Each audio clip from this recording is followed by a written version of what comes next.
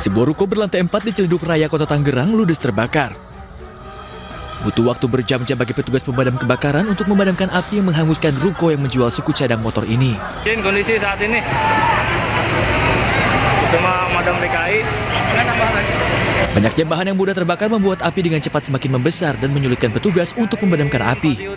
Sedikitnya 91 personil dan 27 mobil pemadam kebakaran dikerahkan pada insiden ini. Akses air ya cukup lumayan jauh lah kendalanya. Terus tadi bangunannya sendiri Bang tertutup apa bagaimana Bang? Untuk bangunan sendiri tertutup karena kita akses ke atasnya sangat sulit. Saat insiden terjadi diketahui tidak ada aktivitas pada toko. Tidak ada korban jiwa pada peristiwa ini. Kebakaran ini diduga terjadi akibat adanya hubungan pendek arus listrik. Dari Tangerang, Banten, Sukron, A-News melaporkan. Pemirsa, demi konten di media sosial, 2 pelajar nekat terjun ke sungai dari jembatan setinggi 6 meter. Naas karena tak bisa berenang, keduanya pun hanyut terbawa arus.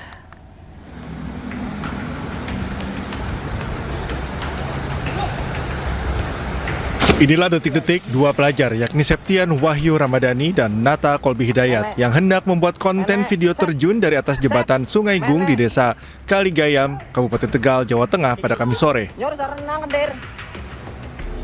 Usai terjun ke sungai, kedua korban meminta tolong kepada temannya yang merekam video. Naas, teman korban tidak bisa menolong karena tidak bisa berenang. Kedua korban pun hanyut terbawa arus sungai. Tim SAR gabungan melakukan pencarian dengan menyisir sungai dan penyelaman. Namun hingga Kamis malam, pencarian belum membuahkan hasil. Operasi pencarian pun dihentikan dan akan dilanjutkan pada Jumat pagi. Untuk radius pencarian pada malam hari ini di seputaran titik koordinat lokasi jatuhnya korban. Kemudian dilanjutkan esok hari. Konten berujung maut ini terjadi saat 5 orang pelajar hendak membuat video yang akan diunggah di media sosial. 2 orang terjun ke sungai dan lainnya merekam video. Dari Tegal, Jawa Tengah, Unibar iNews melaporkan. Seorang pekerja kebun di Kabupaten Sidrap, Sulawesi Selatan tewas setelah disabet dengan senjata tajam oleh temannya sesama pekebun. Motifnya, pelaku ini tersinggung setelah ditegur merusak tanaman cabai milik korban. Ustaz, ikut nah. Ikut laguna. Tim Satreskrim Polres Sidrap, Sulawesi Selatan menangkap seorang pekebun yang tega membunuh rekannya sendiri di sebuah rumah hutan Kabupaten Sidrap, Sulawesi Selatan. Pelaku ditangkap saat melarikan diri usai membunuh korban di sebuah lahan cabai. Dari tangan pelaku, RN 31 tahun, polisi mengamankan barang bukti senjata tajam jenis parang yang digunakan menghabisi nyawa korban. Motifnya, pelaku nekat membunuh hanya karena tersinggung, ditegur oleh korban setelah menginjak tanaman cabai milik korban.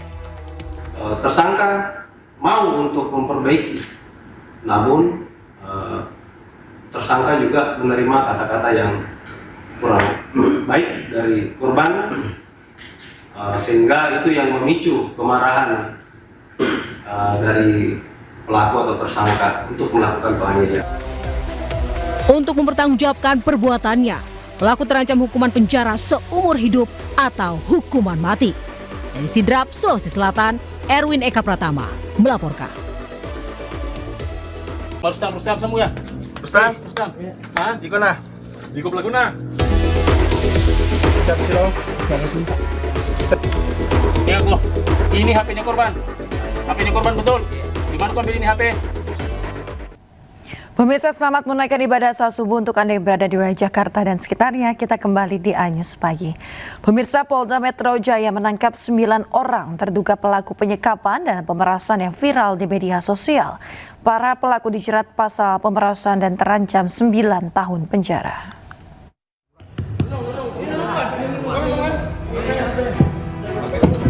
Polisi menangkap terduga pelaku penyekapan dan pemerasan yang viral di media sosial.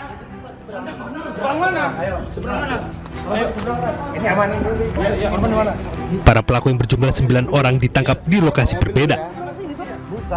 Dari lokasi penangkapan, polisi menyita sejumlah barang bukti, diantaranya plat nomor palsu serta airsoft gun yang diduga digunakan dalam aksi penyekapan. Polisi kemudian meminta pelaku tunjukkan lokasi penyekapan korban yang merupakan pasangan suami istri dan 2 orang rekan lainnya. Para korban menjadi sasaran saat mencoba menjual mobil melalui media sosial. Salah satu korban yang disekap berhasil kabur dan melapor ke polisi. Para pelaku dijerat pasal pemerasan dan terancam hukuman 9 tahun. Penyidik masih mendalami hubungan antara para tersangka dan korban, termasuk motif di balik aksi kejahatan tersebut. Dari Jakarta, Rizky Falufi, iNews melaporkan. Berpura-pura sebagai anggota reserse kriminal polisi, 4 pemuda bersenjata tajam nekat merampok seorang warga. Keempat pelaku akhirnya diringkus polisi saat bersembunyi di sebuah wisma.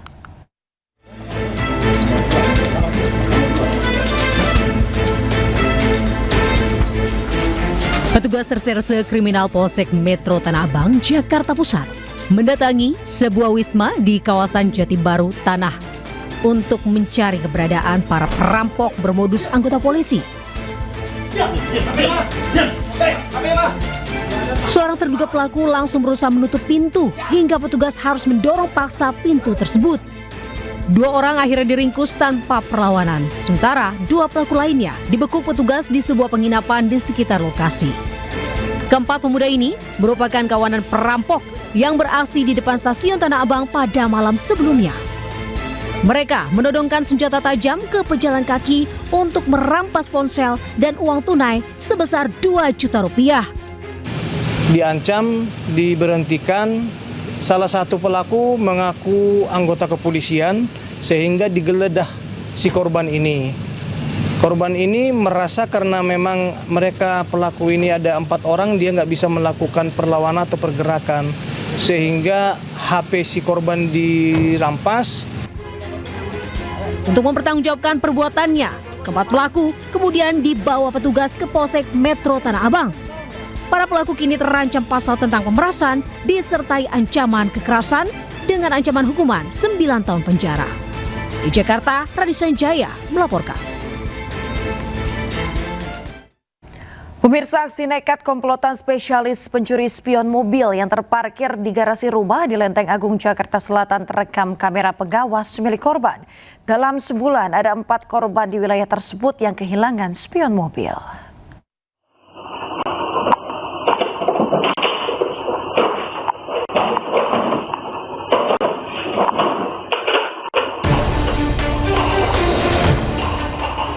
Spion mobil beraksi di daerah Jalan Raya Lenteng Agung, Jagakarsa, Jakarta Selatan. Kamera pengawas merekam sejumlah pelaku nekat masuk ke dalam garasi rumah dengan cara melompat pagar. Salah satu pelaku langsung mengambil spion mobil dengan cara menarik dan mematahkannya, kemudian kabur melarikan diri. Setelah setengah jam, mereka kembali beraksi di Jalan Nangka, tidak jauh dari rumah korban pertama.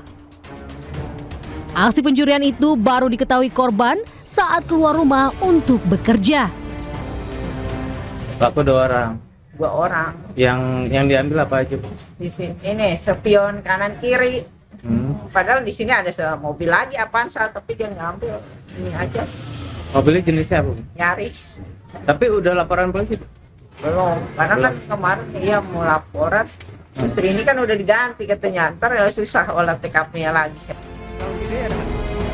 Dalam 1 bulan terakhir, sedikitnya sudah ada 4 korban yang mengalami kehilangan spion mobil dengan modus serupa di kawasan Jagakarsa. Di Jakarta Selatan, Helmi Sayembati melaporkan.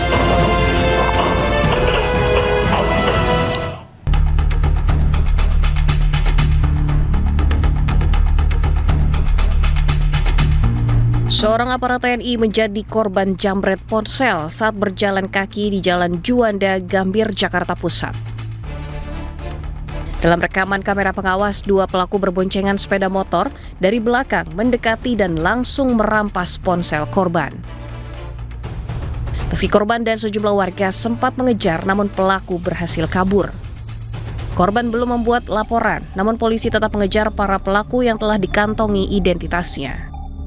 Kemudian kita dari Polres maupun dari Polsek juga telah melakukan penyelidikan kemudian memeriksa saksi-saksi dan CCTV, kita sudah mengetahui identitas baik dari pelaku maupun dari korban. Namun dari korban ini tidak ingin melaporkan kejadian tersebut. Walaupun korban tidak mau melaporkan kejadian tersebut, kami tetap mengejar pelaku dan mudah-mudahan tidak lama lagi akan kami tangkap.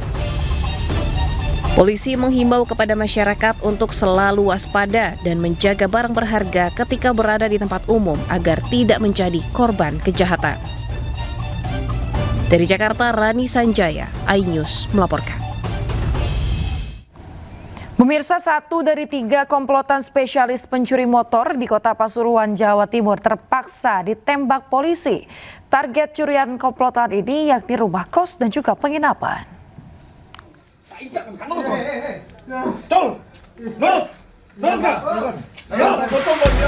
Tim Resmo Polres Pasuruan Kota menangkap salah satu pelaku pencurian motor di wilayah perkampungan kecil di wilayah Kota Pasuruan, Jawa Timur. Bahkan, polisi terpaksa menghadiahi timah panas usai sejumlah pelaku nekat berusaha kabur dan melawan saat diminta menunjukkan barang bukti motor curian di kebun warga. Kini, ketiga pelaku telah diamankan polisi. Masing-masing berinisial MS 39 tahun warga Grati, MH 27 tahun warga Wonorejo, dan M 36 tahun warga Lumbang, Kabupaten Pasuruan. Aksi komplotan pencuri tersebut telah direncanakan sejak di dalam lapas. Modusnya, mereka mengincar rumah kos dan penginapan saat dini hari, memanfaatkan waktu sepi aktivitas. Hasil pemeriksaan kenal di dalam lapas ketika sama-sama menjalani hukuman. Kemudian ketika keluar di bulan Agustus, ya kan, mereka ketemu dan merencanakan untuk melakukan pencurian sepeda motor. Sebelum melaksanakan pencurian memakai sabu, kemudian baru berangkat. Saat mencuri, komplotan ini juga mengonsumsi sabu sebelum beraksi yang dipercaya menambah keberanian dan stamina tubuh. Dari hasil penyelidikan, terdapat 13 lokasi pencurian di wilayah Pasuruan Kota. Kini, ketiganya telah kembali mendekam di sel tahanan dengan ancaman 9 tahun penjara. Pasuruan, Jawa Timur, Jaka Samudra melaporkan. Pemirsa, tertangkap basah mencuri sepeda motor seorang residivis babak belur dihakimi massa. Dari tangan pelaku, petugas mengamankan 1 sepeda motor yang hendak dicuri dan juga kunci letter T.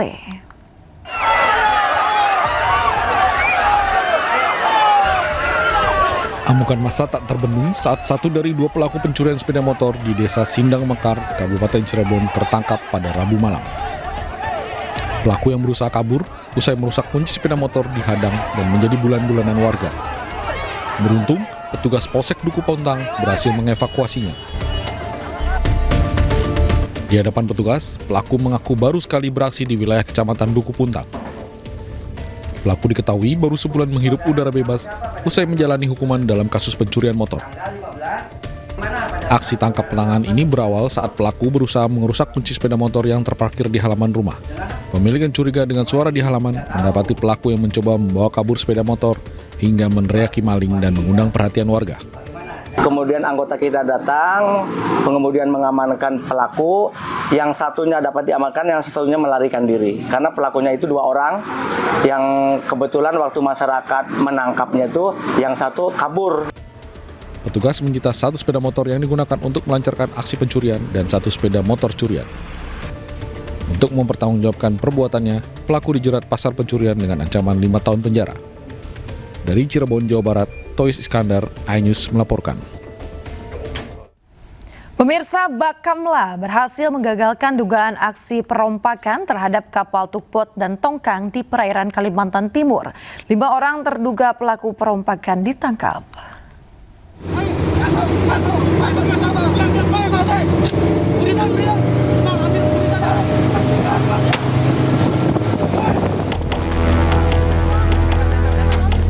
Kapal mencurigakan di perairan Kalimantan Timur disergap oleh KN Pulau Marore 322 Bakamla RI.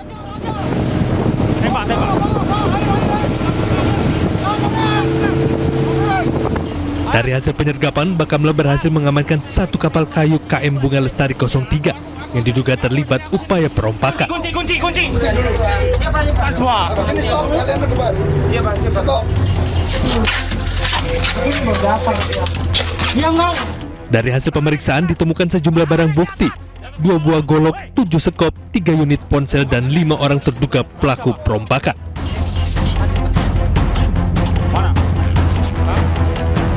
Seluruh terduga pelaku bersama kapal KM Bunga Lestari 03 diamankan.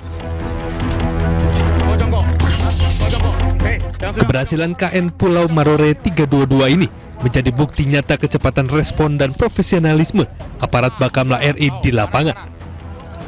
Tim Liputan iNews melaporkan. Pemirsa, anggota geng motor aniaya warga dan lakukan teror di Kota Makassar, Sulawesi Selatan. Dengan cepat, polisi ringkus para pelaku. Bawa parang, bawa busur, bawa parang. Sejumlah senjata tajam turut diamankan polisi saat meringkus para tersangka di rumah mereka masing-masing. Polisi tangkap 5 pemuda anggota geng motor dan sudah ditetapkan sebagai tersangka. Sementara itu pemirsa, korban mengalami luka-luka dan trauma akibat kejadian tersebut. Korban keluar dari gang rumah, kemudian ketemu di jalan raya, maka korban dikejar oleh sekelompok remaja yang menggunakan sepeda motor. Dikejar, kemudian sampai di Jalan Pelita dilakukan penganiayaan secara bersama-sama dengan menggunakan senjata tajam jenis busur dan Pemirsa, seorang pria ditemukan tewas terlilit kabel listrik di dalam kolam sebuah kios buah di Jalan Ilir Barat 1 Palembang. Korban meninggal dunia saat mencoba menyetrum ikan di belakang kios.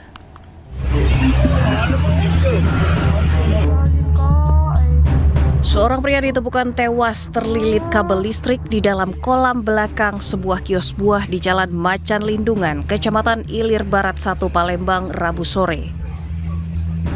Korban diketahui bernama Tony Francisco, seorang pedagang buah. Peristiwa bermula saat saksi yang baru pulang sekolah hendak menjemur pakaian di balkon lantai 2 menemukan korban tergeletak di dalam kolam belakang kios buah.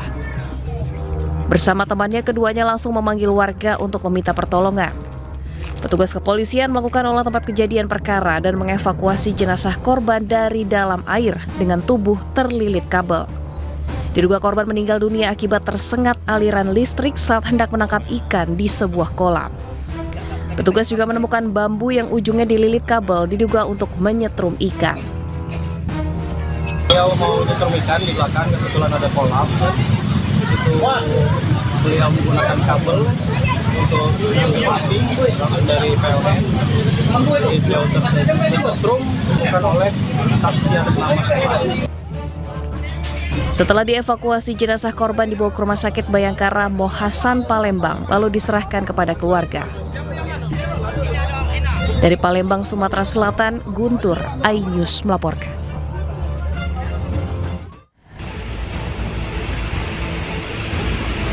Proses evakuasi korban terseret ombak di pantai Kelingking Beach, Nusa Penida, Kelungkung, Bali berlangsung dramatis.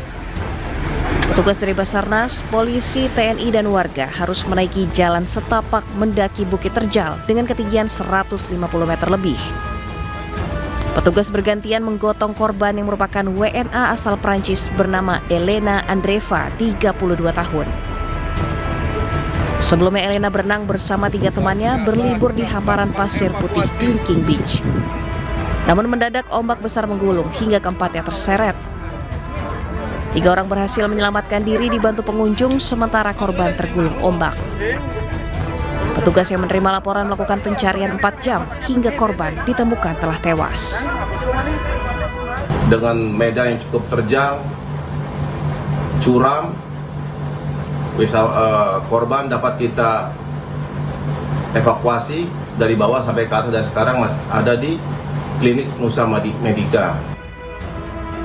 Objek wisata Kelingking Beach terkenal hingga ke mancanegara. Wisatawan pun rela menelusuri ratusan anak tangga yang ekstrim untuk turun ke bawah menikmati pasir putih pantai Kelingking. Dari Nusa Penida, Bali, Igede Juli Arsana, iNews melaporkan. Pemirsa, keributan antara penagih utang dengan warga Kecamatan Cikalong Wetan, Kabupaten Bandung Barat, Jawa Barat berakhir tragis. Salah seorang warga tewas akibat mencoba melerai pertikaian antara kedua pihak. Dia tak, saya jadi bukti ya. Kami dia tak, ya laporkan.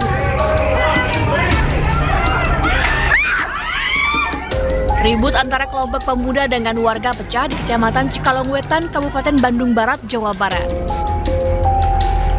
Insiden ini menyebabkan satu warga meninggal usai berupaya melerai pertikaian antara dua kelompok.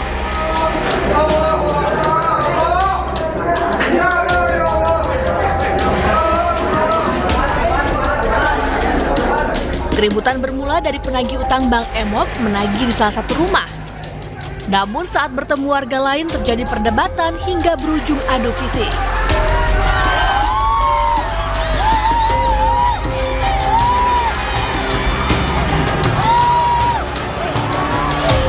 Salah seorang warga yang melerai meninggal, diduga setelah ditendang oleh salah satu penagih utang. Menurut keluarga, korban memiliki riwayat penyakit jantung. Korban sampai saat ini masih kami data karena jumlahnya sampai saat ini sudah ada 5 korban dan 5 orang yang sudah diamankan. Masing-masing peran dan kaitan dengan masalah apa berbuat apanya masih kami dalami. Saksi-saksi masih dilakukan pemeriksaan dan tentunya nanti ke depan akan kami sampaikan lebih lanjut. Polisi menangkap 5 penagih utang yang diduga sebagai pelaku keributan. Dari Kabupaten Bandung Barat, Yuwono, iNews melaporkan.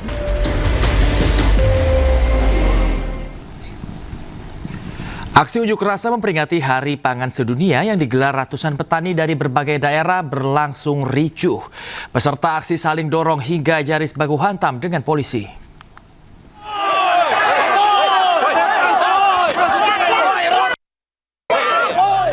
Saling dorong terjadi saat petugas kepolisian hendak memadamkan kobaran api yang dibakar massa aksi.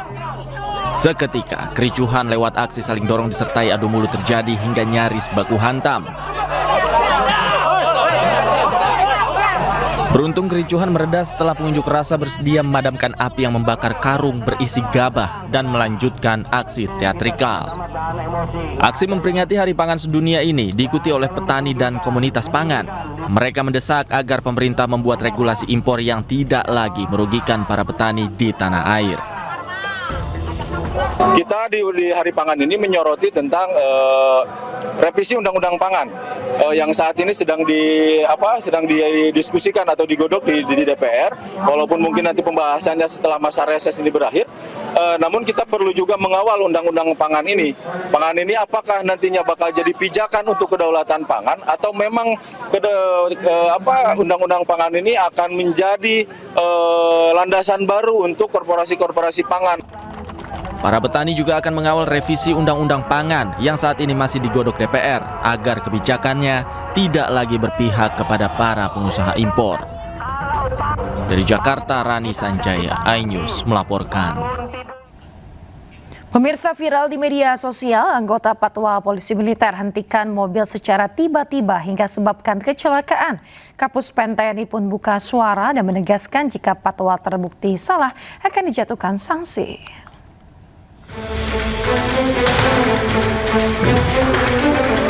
Viral di media sosial memperlihatkan anggota Patwal Polisi Militer menghentikan mobil secara tiba-tiba saat mengawal kendaraan pejabat di Kebayoran Baru, Jakarta.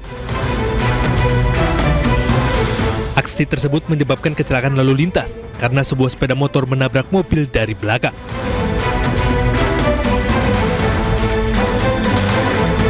Kepala Pusat Penerangan TNI Maijen Marinir Freddy Ardianza menyampaikan jika terbukti terjadi pelanggaran, TNI akan memberikan sanksi sesuai ketentuan hukum.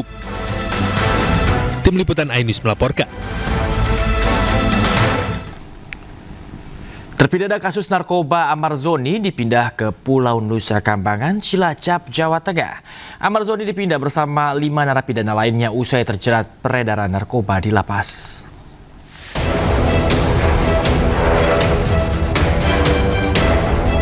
Empat kali terjerat kasus narkoba, aktor terpidana kasus narkoba Amar Zoni dipindah ke Pulau Nusa Kambangan, Cilacap, Jawa Tengah.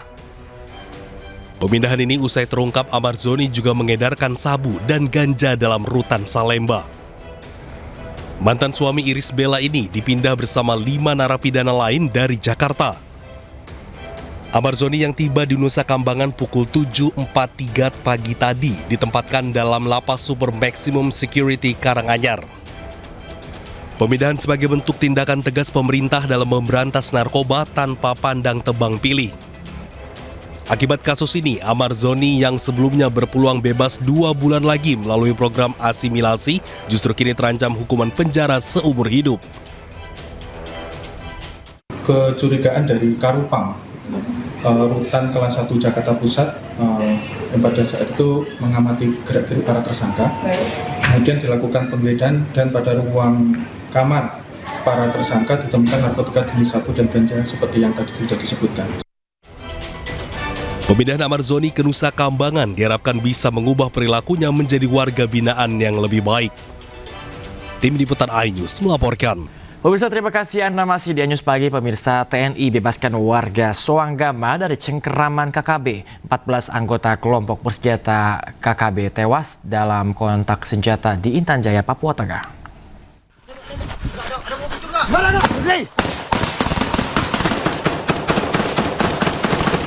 TNI berhasil membebaskan wilayah kampung Soanggama, distrik Homeo, Kabupaten Intan Jaya dari penguasaan kelompok KKB.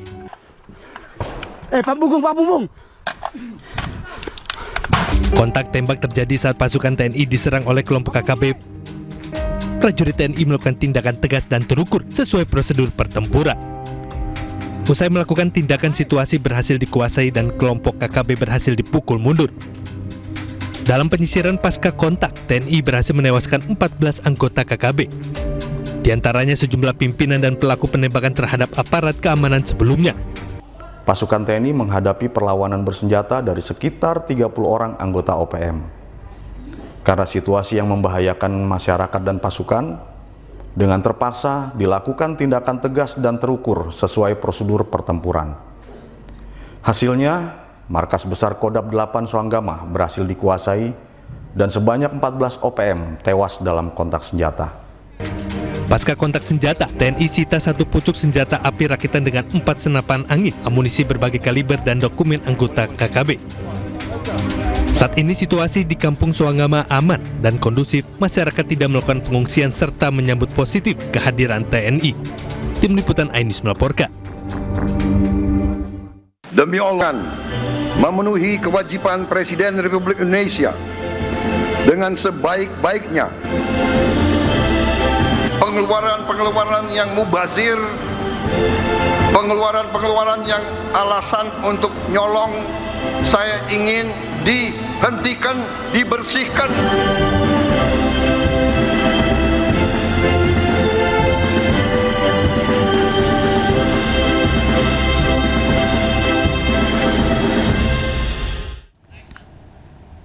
Pemirsa, Presiden Prabowo Subianto izinkan warga negara asing pimpin badan usaha milik negara.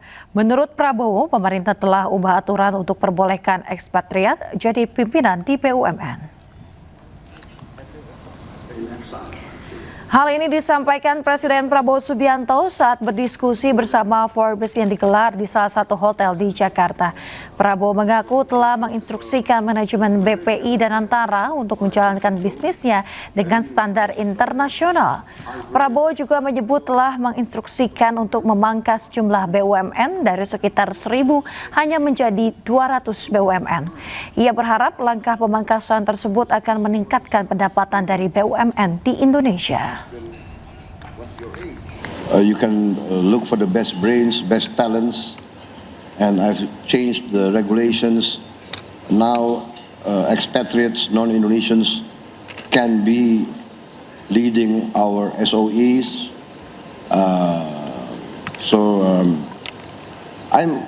I'm very.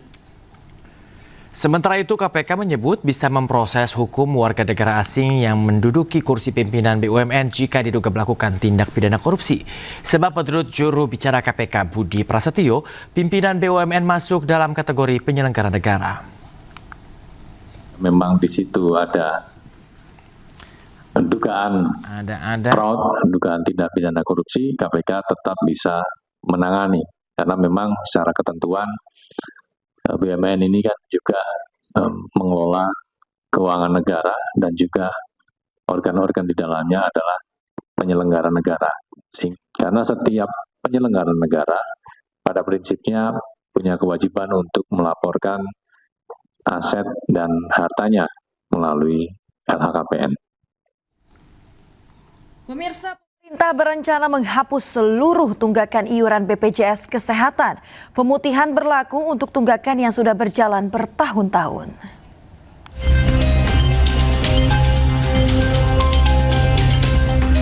Pemerintah berencana memutihkan atau menghapus tunggakan iuran peserta BPJS Kesehatan. Rencana penghapusan pertama kali diungkapkan oleh Mensesnek Prasetyo Hadi. Pemerintah sedang memverifikasi data penunggak BPJS Kesehatan. Sedang dipelajari dulu, dihitung dulu. Berarti itu akan segera diproses. Ada rencana seperti itu, tapi mohon waktu karena itu kan pasti harus dihitung, datanya juga harus diverifikasi, ya. Kemudian angka nominalnya juga harus dipertimbangkan kan. Mohon sabar menunggu. Rapat membahas penghapusan tunggakan iuran BPJS pun telah digelar. Hasilnya, BPJS Kesehatan akan ikuti perintah Presiden Prabowo untuk memutihkan tunggakan BPJS. Menurut Direktur Utama BPJS Ali Gufron Mukti, tunggakan yang akan dihapus adalah iuran yang sudah bertahun-tahun. Ia juga memastikan tidak akan ada masalah penghapusan. Nilai tunggakan BPJS Kesehatan mencapai 7,6 triliun rupiah. Jumlah peserta yang menunggak pun sebanyak 23 juta orang. Rencananya, pemutihan tunggakan akan mulai dieksekusi bulan depan. Lembaga Indeks Politika gelar survei terkait kepuasan atas kinerja Presiden Prabowo Subianto dan Kabinet Merah Putih. Hasilnya 83,5% responden puas dengan kinerja Presiden Prabowo.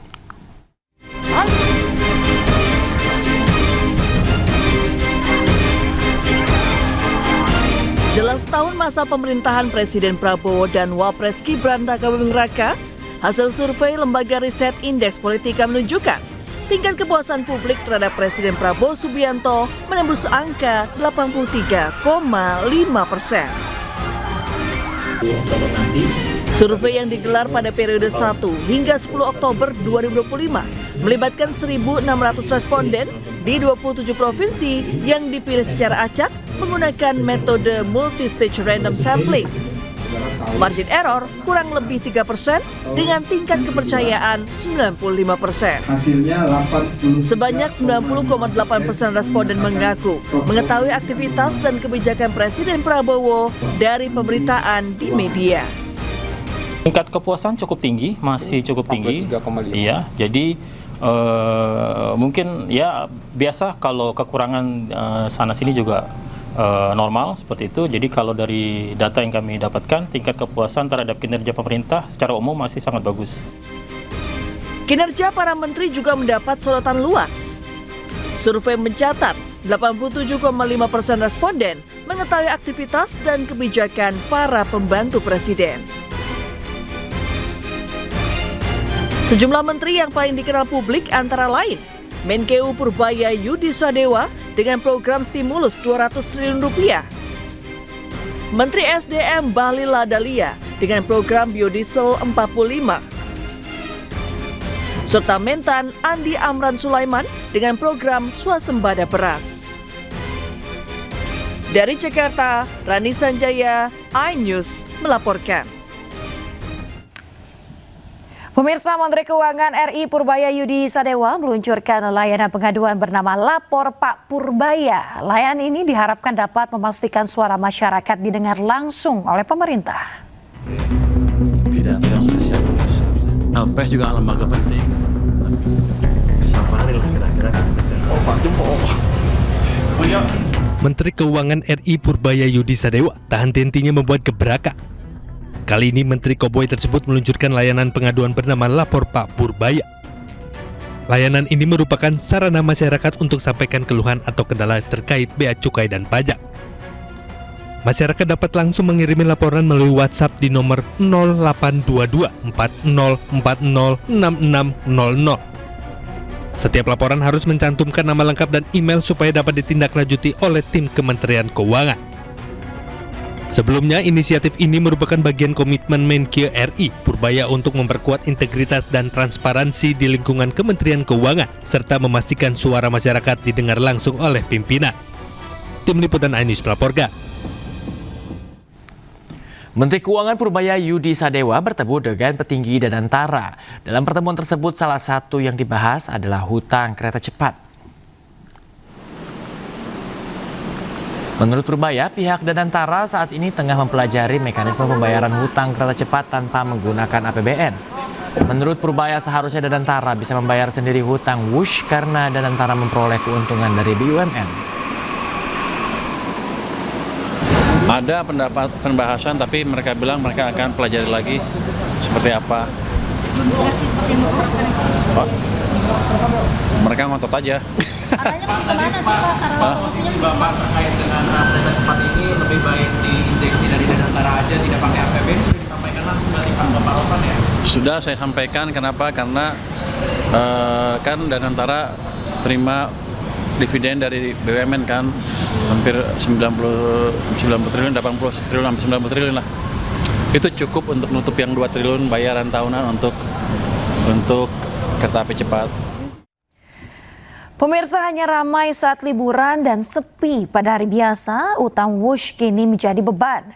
Meskipun Wush mengklaim telah melayani 11,7 juta penumpang sejak pertama kali beroperasi, namun nyatanya utang proyek ini tetap tinggi.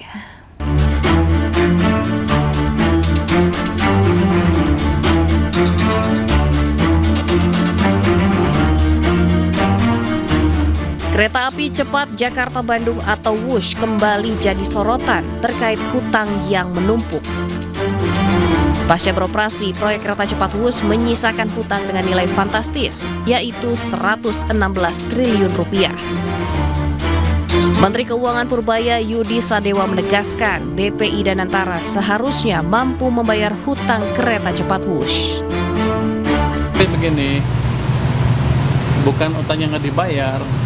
Kan pemerintah apa, kalau dulu kan semuanya pemerintah yang tadinya begitu kan, tapi ketika sudah dipisahkan dan seluruh dividen masuk ke Danantara cukup mampu untuk membayar itu. Jadi bukan nggak dibayar utangnya, dibayar tapi Danantara, bukan APBN. PT Kereta Cepat Indonesia China atau KCIC buka suara terkait keengganan Menteri Keuangan Purbaya menutupi pembiayaan hutang kereta cepat Jakarta-Bandung atau Wush. Corporate Secretary PT KCIC mengatakan tetap percaya dukungan pemerintah dalam mencarikan jalan keluar menyelesaikan masalah hutang Wush. Sehingga KCIC percaya bahwa skema-skema yang saat ini sedang dibicarakan, sedang didiskusikan nantinya akan menjadi solusi yang terbaik. Dan tentunya koordinasi juga terus dilakukan bersama kementerian terkait seperti Kemenko Infrawil, Kementerian Perhubungan dan sejumlah kementerian lainnya, serta bersama Danantara, BPBUMN dan juga para pemegang saham.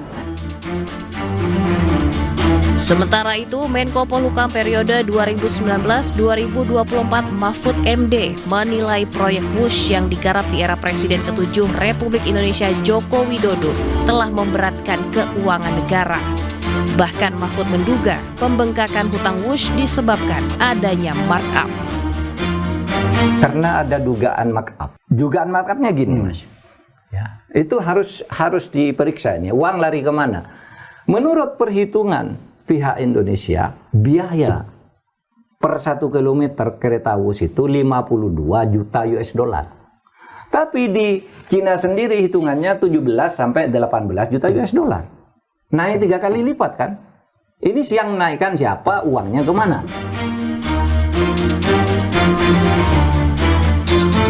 Hanya ramai saat liburan dan sepi pada hari biasa, hutang Wush kini jadi beban. Meskipun Wush mengklaim telah melayani 11,7 penumpang sejak pertama kali beroperasi. Namun nyatanya hutang proyek yang 70%-nya dibiayai dari pinjaman China Development Bank ini tetap tinggi. Beban bunga tahunan proyek ini bahkan mencapai 1,9 triliun rupiah. Tim Liputan iNews melaporkan. Ya, sementara itu Ketua KPK Setio Budianto merespon adanya isu dugaan markup di proyek kereta cepat Jakarta-Bandung atau WUSH. Setio meminta setiap dugaan tindak pidana korupsi harus memiliki data pendukung. Pak Mahfud bilang di podcastnya WUSH itu ada dugaan markup dari 17 juta per kilometer sampai ke 52, itu gimana Pak KPK Pak temuan? Ya, sampai sekarang sih belum terinformasi ya, intinya dari internal gitu. Tapi kalau Pak Mahfud menyampaikan seperti itu ya, mudah-mudahan ada informasi, ada data, ada dokumen yang bisa mendukung kejelasan dari itu. Tapi saya yakin. Pemirsa, Gubernur Jakarta Pramono Anung mendatangi Gedung Merah Putih KPK pada Kamis pagi. Kedatangannya dalam rangka untuk berkonsultasi terkait upaya pembongkaran dan pembersihan tiang monorel dan persoalan tanah Rumah Sakit Sumber Waras.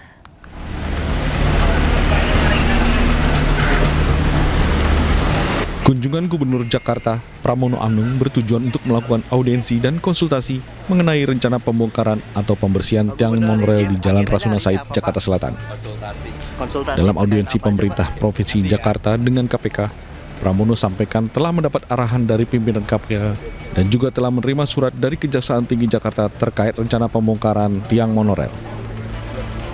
Yang pertama berkaitan dengan keinginan pemerintah Jakarta untuk segera melakukan pembersihan ataupun menyelesaikan persoalan monorail yang ada di sepanjang jalan Rasuna Said ini. Selain pembahasan tiang monorail, Pramono juga telah berkonsultasi terkait persoalan tanah Rumah Sakit Sumber Waras yang sudah terbengkalai sejak tahun 2014 silam. Pengajuan PK dilakukan melalui Pengadilan Negeri Jakarta Pusat. Kuasa hukum Adam Damiri Deolipa Yubara menyebut 6 novum atau bukti baru dilampirkan dalam berkas untuk membantah unsur keterlibatan kliennya dalam kasus Asabri. Deolipa juga menyiapkan opsi hukum lain seperti permohonan pengampunan atau abolisi atau amnesti kepada Presiden. Dalam argumennya, pihak pemohon menilai ada kekeliruan dalam putusan hakim sebab Adam hanya menjabat direksi Asabri hingga 2015. Sedangkan periode korupsi yang didakwakan terjadi pada 2016 hingga 2020. Kami mendapati beberapa bukti-bukti baru novum yang kemudian ternyata ini sangat memperkuat posisi beliau, di mana beliau pada hakikatnya tidak bersalah. Ya, jadi kami datang ke PN Jakarta Pusat Tipikor ini, kami mengajukan upaya permohonan peninjauan kembali terhadap kepentingan hukum dari Pak Adam Damiri. Begitu. Jadi ada upaya. Pemirsa, sebanyak 350 paket makan bergizi gratis di SMP Negeri 3 Medan ditolak. Ratusan paket makanan ini ditolak karena lauk ayam mengeluarkan bau tidak sedap dan tidak layak konsumsi.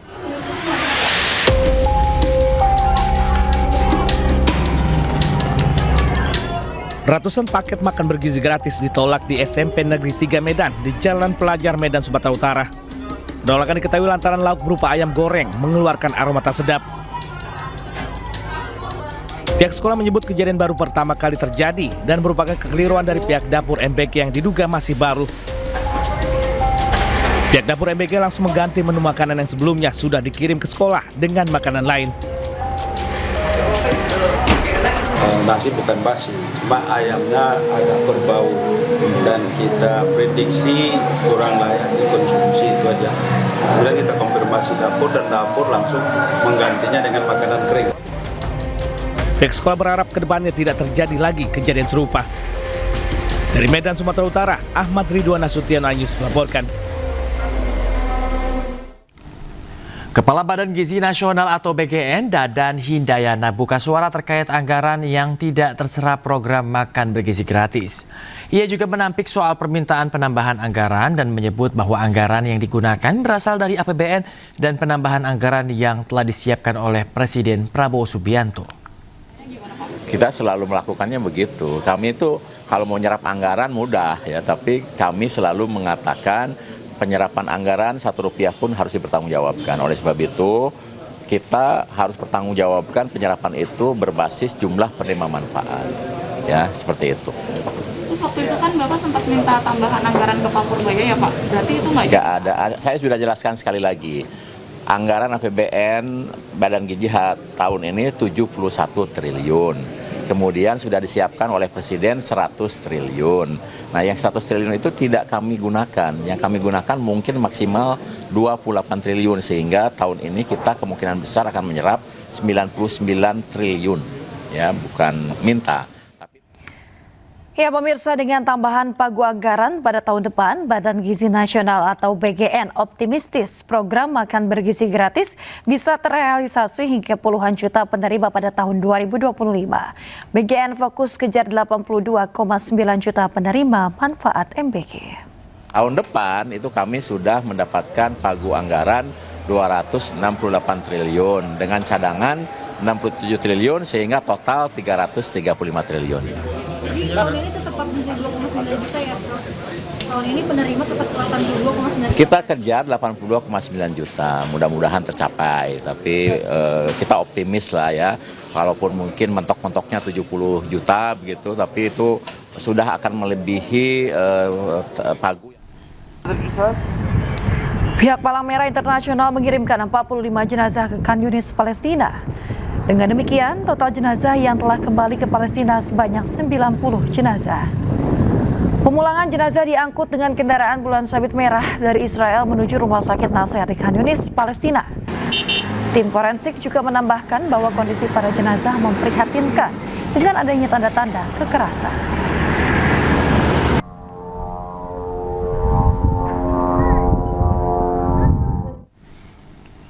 Momen haru terlihat saat tahanan Palestina yang disandra Israel kembali ke Gaza dan akhirnya berkumpul dengan keluarganya. Momen menggembirakan pun terlihat ketika sekelompok siswa di Gaza merayakan hari kelulusan mereka.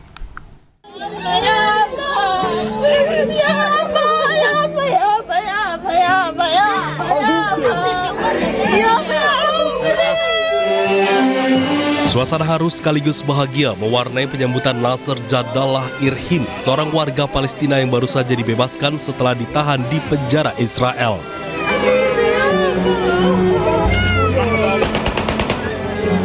Ia tiba di Gaza disambut dengan pelukan keluarga, air mata bahagia bercampur kelegaan. Namun di balik senyum dan tangis tersebut tampak jelas kondisi fisiknya yang melemah. Tubuhnya kurus dengan luka dan memar yang diakui akibat penyiksaan selama di penjara. Meski sebagian besar warga Gaza masih dibayang-bayangi trauma, namun kebebasan para sandera dan tercapainya kesepakatan gencatan senjata ini menjadi simbol harapan di tengah penderitaan panjang rakyat Gaza.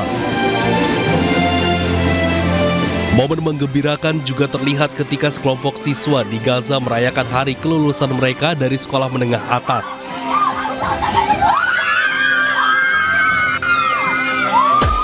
Kelompok siswa tersebut berpelukan, tertawa, bahkan menangis haru. Hal ini menunjukkan sebuah kebahagiaan sederhana di mana ruang belajar seringkali menjadi sasaran serangan. Hari kelulusan ini juga menjadi simbol harapan baru, meski di tengah keterbatasan, generasi muda di Gaza tetap bermimpi tentang masa depan yang bebas dan damai.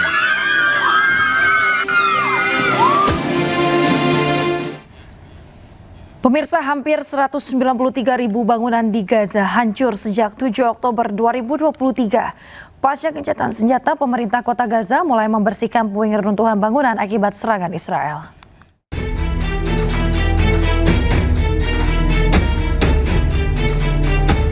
Beginilah kondisi kota Gaza pasca perang Hamas dan Israel yang berlangsung sejak 7 Oktober 2023. Meski kesepakatan gencatan senjata telah tercapai, namun kerusakan yang timbul di seluruh permukiman dan infrastruktur di Gaza tak bisa serta-merta kembali pulih seperti sedia kala. Seluruh distrik telah hancur menjadi puing-puing. Rumah-rumah rata dengan tanah, fasilitas yang hancur, dan jalanan yang rusak akibat dibombardir oleh Israel. PBB mencatat hampir 193.000 bangunan di jalur Gaza telah hancur sebagian atau seluruhnya sejak perang dimulai.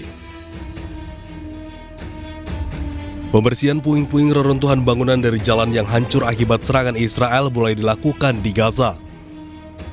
Hal tersebut menandai langkah menuju pemulihan di tengah gencatan senjata Hamas dan Israel. Pemerintah kota Gaza pun menyampaikan telah berupaya keras untuk membuka kembali Jalan Al-Nasr yang menjadi salah satu jalan utama di Gaza. Operasi pembersihan pun terus dilakukan meski 85% peralatan kota telah hancur.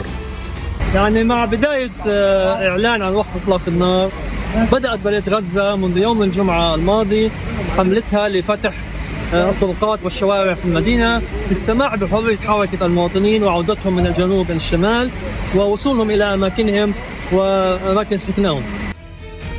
Warga Gaza berharap adanya gencatan senjata yang permanen di Gaza dan perdamaian seutuhnya dapat tercapai. Pemerintah Mesir telah membangun rumah sakit lapangan di dekat perbatasannya dengan jalur Gaza. Fasilitas kesehatan ini siap menampung warga Gaza yang terluka akibat serangan Zionis Israel.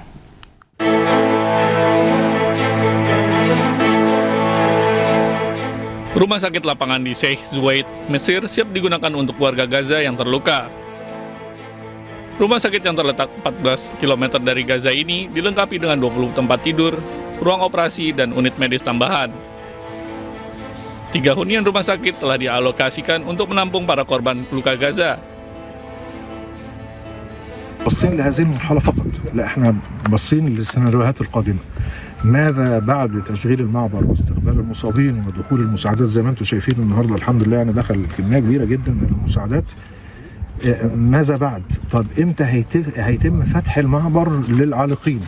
لا ده هيتم ان شاء الله في خلال ايام بعد استقبال المصابين طبقا للتنسيقات المرحلة الثانية التفاوض اللي بيتم ما بين الجانب الاسرائيلي والجانب. Perlintasan Rafah antara Mesir dan Gaza telah menjadi gerbang utama untuk mengirimkan pasokan bantuan hingga mengangkut pasien yang terluka. Sementara, otoritas Israel mengonfirmasi bahwa persiapan sedang dilakukan untuk membuka penyeberangan Rafah. Pemirsa, unjuk rasa bela Palestina berujung ricuh di Barcelona, Spanyol. Polisi menahan 15 orang dalam aksi demonstrasi tersebut.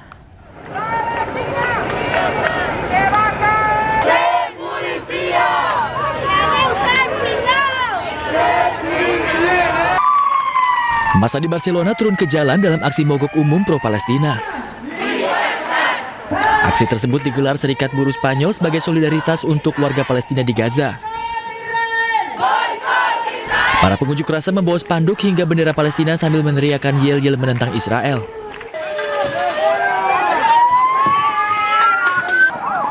Aksi yang awalnya berjalan damai berubah ricuh dengan bentrokan dan pembakaran.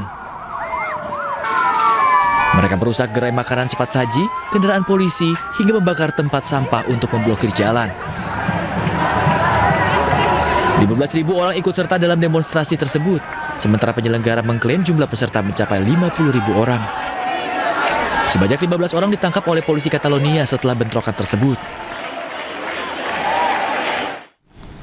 15 warga sipil tewas dan puluhan terluka dalam bentrokan sengit antara pasukan keamanan Taliban dengan militer Pakistan di Kandahar, Afghanistan, Rabu waktu setempat.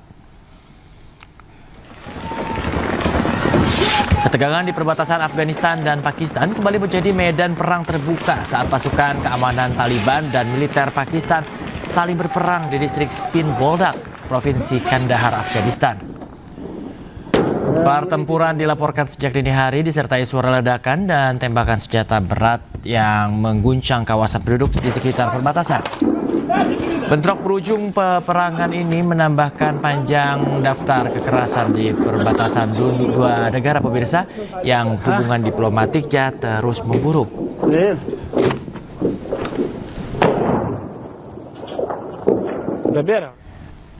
Pemirsa, Kota Semarang menggelar peringatan pertempuran 5 hari di Semarang yang terjadi pada 1945 silam.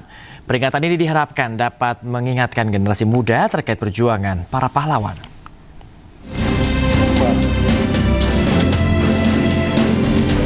Kota Semarang memperingati pertempuran 5 hari di Semarang yang terjadi pada tahun 1945 silam.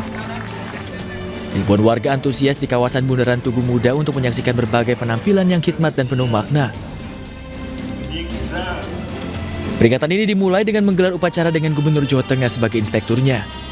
Suasana hening pun terasa ketika seluruh lampu di kawasan Tugu Muda dipadamkan, disertai dengan suara sirine. Jadi pertempuran 5 hari di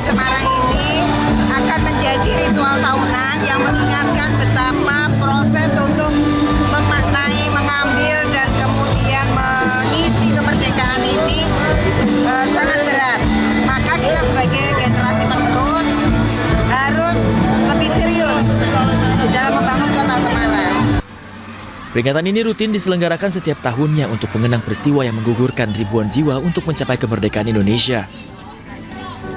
Dikemas dengan menarik, diharapkan generasi muda dapat memaknai dan terus menghidupkan semangat perjuangan para pahlawan. Dari Semarang, Tim Liputan, iNews melaporkan. Demi konten di media sosial, 2 pelajar nekat menceburkan diri ke sungai dari jembatan setinggi 6 meter. Naas karena tidak bisa berenang, pemirsa, keduanya pun hanyut terbawa arus sungai.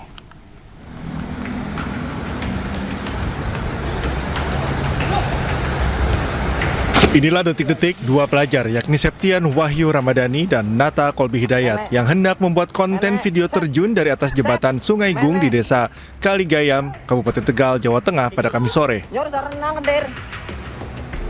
Usai terjun ke sungai, kedua korban meminta tolong kepada temannya yang merekam video. Naas, teman korban tidak bisa menolong karena tidak bisa berenang. Kedua korban pun hanyut terbawa arus sungai. Tim SAR gabungan melakukan pencarian dengan menyisir sungai dan penyelaman. Namun hingga Kamis malam, pencarian belum membuahkan hasil. Operasi pencarian pun dihentikan dan akan dilanjutkan pada Jumat pagi. Untuk radius pencarian pada malam hari ini di seputaran titik koordinat lokasi jatuhnya korban. Kemudian dilanjutkan esok hari. Konten berujung maut ini terjadi saat 5 orang pelajar hendak membuat video yang akan diunggah di media sosial. 2 orang terjun ke sungai dan lainnya merekam video. Dari Tegal, Jawa Tengah, Unibar iNews melaporkan. Pemirsa, seluruh jenazah korban ambruknya Ponpes Al-Kozini di Sidoarjo, Jawa Timur telah berhasil diidentifikasi. Dengan teridentifikasinya 5 jenazah terakhir, tim DVI Polda Jatim pun umumkan penutupan operasi identifikasi.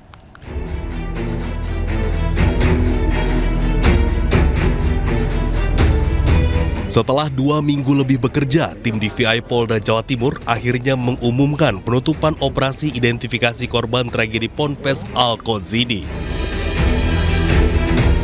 Penutupan dilakukan setelah tim berhasil mengidentifikasi 5 kantong jenazah terakhir di posko DVI Rumah Sakit Bayangkara Polda Jawa Timur.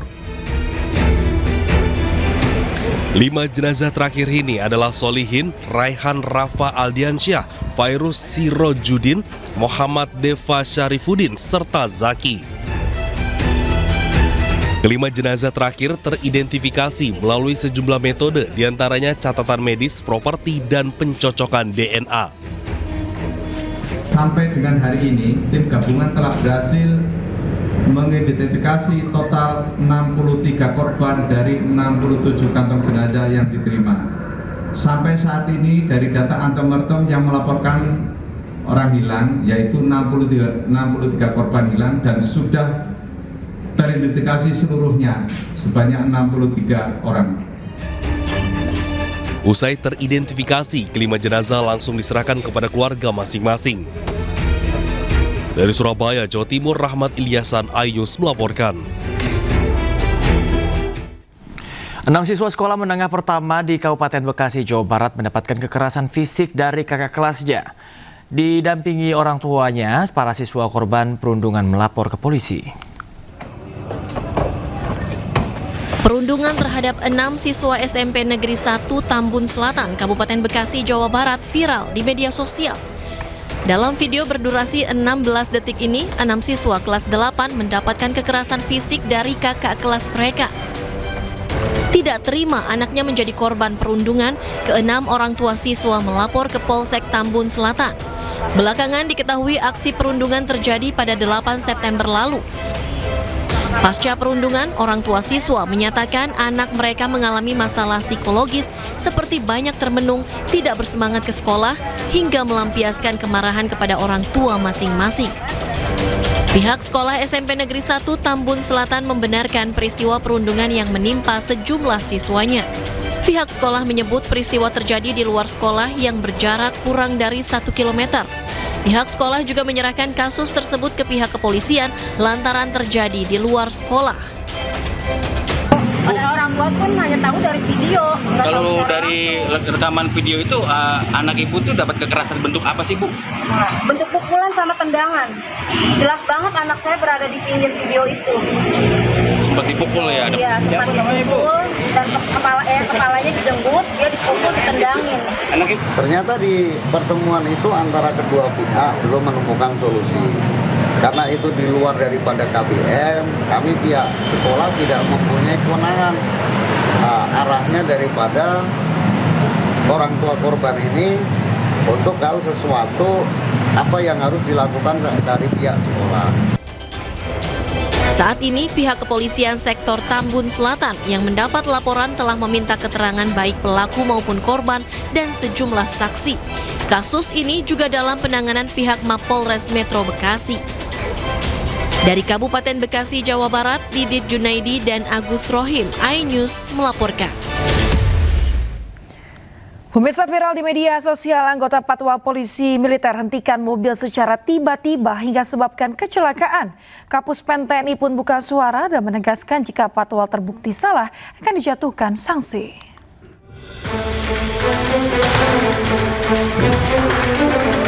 Viral di media sosial memperlihatkan anggota Patwal Polisi Militer menghentikan mobil secara tiba-tiba saat mengawal kendaraan pejabat di Kebayoran Baru, Jakarta. Aksi tersebut menyebabkan kecelakaan lalu lintas karena sebuah sepeda motor menabrak mobil dari belakang.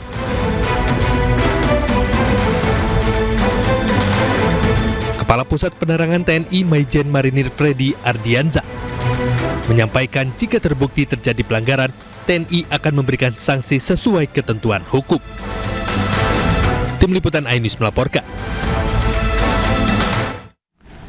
Terpidana kasus narkoba Amar Zoni dipindah ke Pulau Nusa Kambangan, Cilacap, Jawa Tengah. Amar Zoni dipindah bersama 5 narapidana lainnya usai terjerat peredaran narkoba di lapas.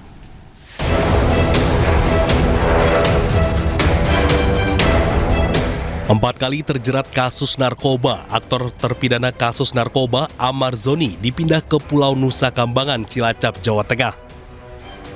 Pemindahan ini usai terungkap Amar Zoni juga mengedarkan sabu dan ganja dalam rutan Salemba. Mantan suami Iris Bella ini dipindah bersama 5 narapidana lain dari Jakarta. Amar Zoni yang tiba di Nusa Kambangan pukul 7.43 pagi tadi ditempatkan dalam lapas super maximum security Karanganyar. Pemindahan sebagai bentuk tindakan tegas pemerintah dalam memberantas narkoba tanpa pandang tebang pilih. Akibat kasus ini, Amar Zoni yang sebelumnya berpeluang bebas 2 bulan lagi melalui program asimilasi justru kini terancam hukuman penjara seumur hidup. Kecurigaan dari Karupang, rutan kelas 1 Jakarta Pusat, yang pada saat itu mengamati gerak-gerik para tersangka. Kemudian dilakukan penggeledahan dan pada ruang kamar para tersangka ditemukan narkotika jenis sabu dan ganja seperti yang tadi sudah disebutkan. Pemindahan Amar Zoni ke Nusa Kambangan diharapkan bisa mengubah perilakunya menjadi warga binaan yang lebih baik. Tim Liputan iNews melaporkan. Pemirsa, Gubernur DKI Jakarta Pramono Anung menegaskan target besar bagi catur ibu kota untuk kembali menguasai ajang nasional. Pramono optimis Percasi DKI mampu mempertahankan tradisi juara umum dan menambah perolehan medali emas di kejuaraan nasional Mamuju, Sulawesi Barat. Pramono mendorong pecatur Jakarta untuk terus berlatih keras, menjaga fokus, dan juga menjunjung sportivitas demi mengharumkan nama ibu kota di ajang bergengsi nasional. Dukungan Pemprov DKI juga diharapkan makin kuat, termasuk penyediaan fasilitas latihan dan kejuaraan berjenjang bagi atlet muda.